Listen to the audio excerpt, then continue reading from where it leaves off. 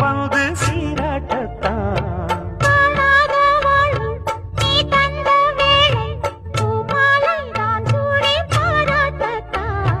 நீ எந்தாளி நான் தான் தேனி.